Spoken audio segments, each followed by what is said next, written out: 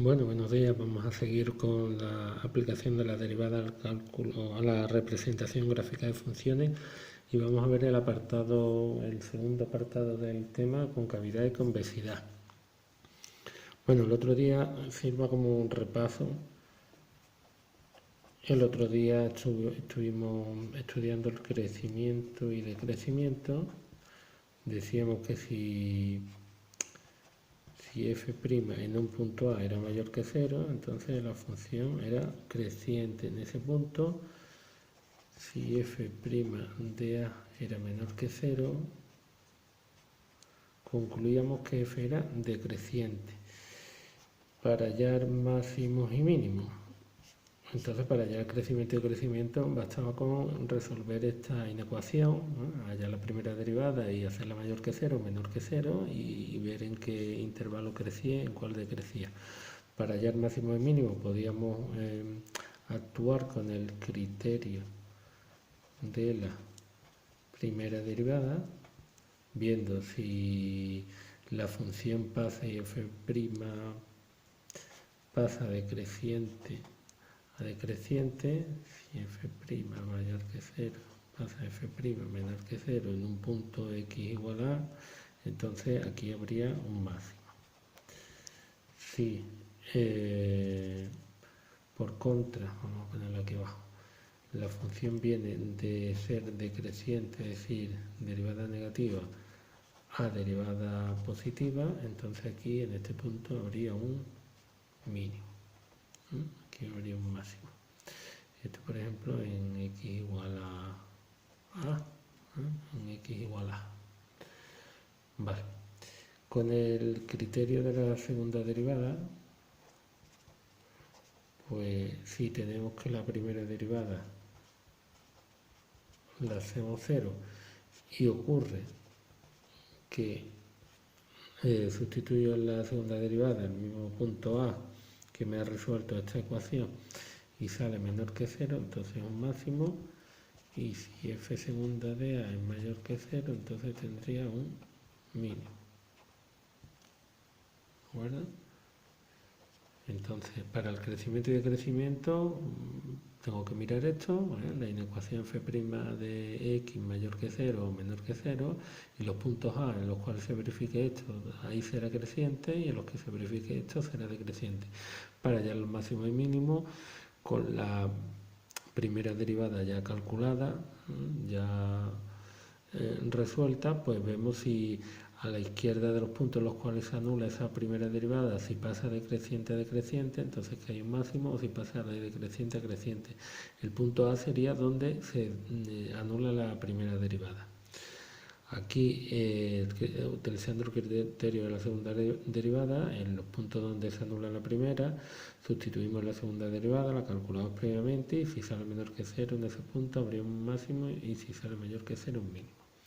Bueno, pues vamos a ver qué pasa con la concavidad y convexidad. Es algo parecido a esto, lo he puesto de repaso porque va a ser algo muy similar a este estudio, al crecimiento y decrecimiento, pero en lugar de trabajar con la primera derivada, ahora vamos a trabajar con la segunda directamente de entrada. Entonces, concavidad y convexidad.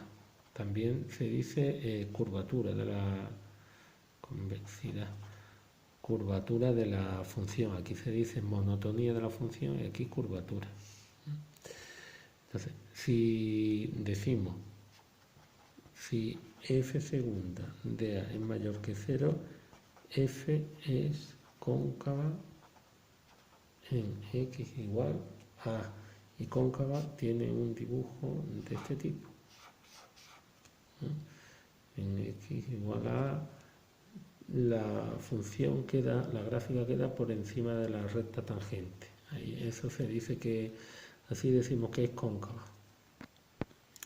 Si resulta que f segunda en A es menor que 0, entonces f es una función convexa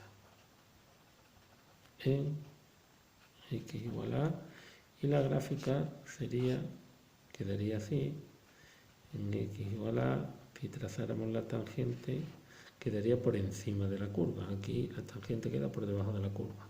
También se dice que si cojo dos puntos de la función y los uno, la recta que los une siempre queda por debajo de la curva. Y aquí al coger dos puntos, la recta que los une o el segmento que los une queda por encima de la gráfica.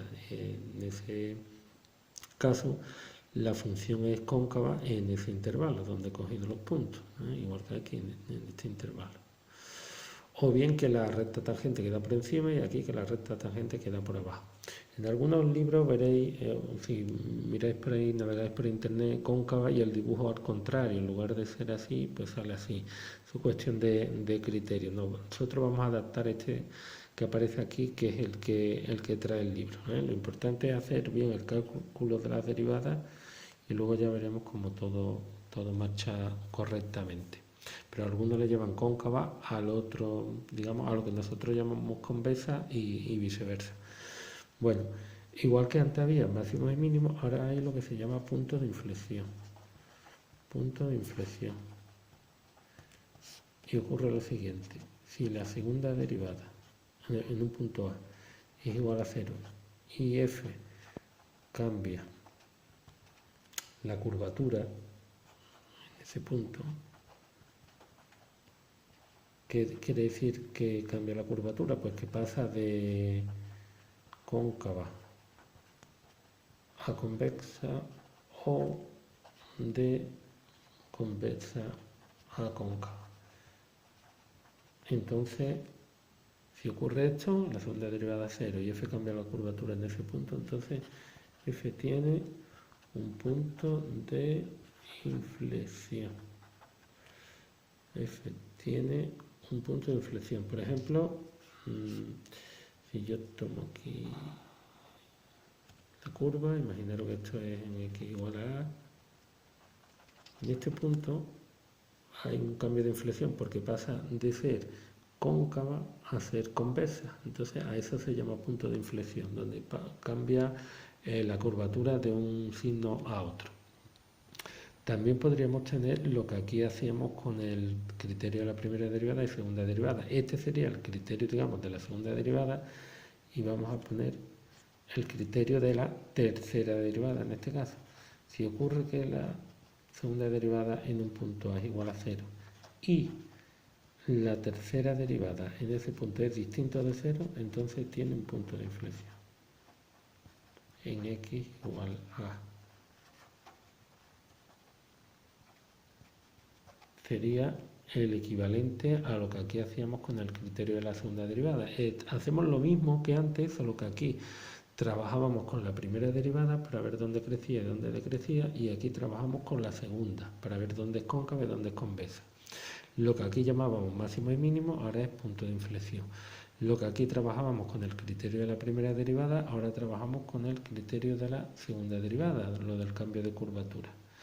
Y lo que aquí trabajábamos con la segunda derivada, aquí, con la segunda derivada, ahora trabajamos aquí con la tercera derivada, pero ya no hablamos de signo positivo o negativo, sino simplemente que sea distinto de 0. Realmente no tiene por qué ser la tercera derivada, sino la primera derivada de orden impar, porque puede ocurrir que la segunda derivada sea 0, que la tercera derivada sea 0, que la cuarta sea 0, y si la quinta derivada, por ejemplo, en un caso muy extremo, pero bueno, en el punto A es distinto de 0, tendría un punto de inflexión. Esto hace referencia a la, digamos, tras la segunda derivada, a la primera de orden impar, distinto de 0. Es distinto de 0, bueno, pues entonces tiene un punto de inflexión, ¿de acuerdo? Bueno, pues hemos visto un poquito, ahora lo que tenemos que aplicar todo esto es a la representación de funciones. Aquí ha quedado claro esto, ¿verdad? Segunda derivada igual a 0, la tercera derivada, la primera que no sea nula, que la segunda puede ser 0, la tercera puede ser 0, la cuarta 0. Si la quinta es distinta de 0, la primera que no sea nula es de orden impar, entonces tiene un punto de inflexión. ¿Vale? A eso me quería referir. No tiene por qué ser exactamente la tercera, puede ser la tercera o la quinta o la séptima y todas las anteriores 0. Son casos muy extraños, ¿eh? Lo normal es que sea el caso que está aquí descrito. Bueno, para aplicarlo todo esto, el 11.3 a la representación de funciones, y estaríamos en la página 282, representación de funciones, que ya lo vamos a ver el próximo día en clase, en Meet. Pues para representar funciones vamos a tener que estudiar todos estos apartados. Dominio, que ya sabemos de qué trata. 2. Puntos de corte, con el eje X y con el eje Y, para poder representar una función. Mi objetivo va a ser representar una función. El tercer punto, pues asíntotas. Vamos a estudiar las asíntotas. Cuarto punto, crecimiento y decrecimiento, lo que incluye máximos y mínimos. Aquí en las asíntotas incluye las ramas infinitas.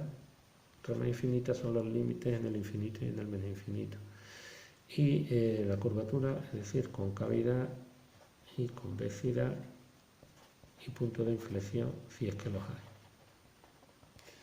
¿De acuerdo? Bueno, pues todo esto vamos a estudiar cuando nos den una función en formato fórmula, por ejemplo, y igual a x al cuadrado partido por 2x más 1, y nos digan, represéntala. Vamos a estudiar todos estos apartados y con todos estos apartados vamos a obtener la información suficiente para representar la función. Evidentemente, el punto 4 y el 5 son los que atañen, digamos, al cálculo de derivada, que es lo que hemos visto en las preguntas anteriores, el 4 y el 5, que son, por otro lado, también de los más importantes a la hora de representar una función. Nos dan mucha información, pero vamos, no quita, digamos, importancia al resto de puntos, al dominio, a los puntos de corte, a asíntotas, que también nos proporcionan bastante información. Bueno, pues ejemplos de representación de funciones. Vamos a representar funciones polinómicas y funciones racionales, es decir, cociente de dos polinomios, pero esto lo vamos a hacer ya en el próximo día. Bueno, pues nada, ahora ya pongo alguna actividad de esto. Venga, hasta luego.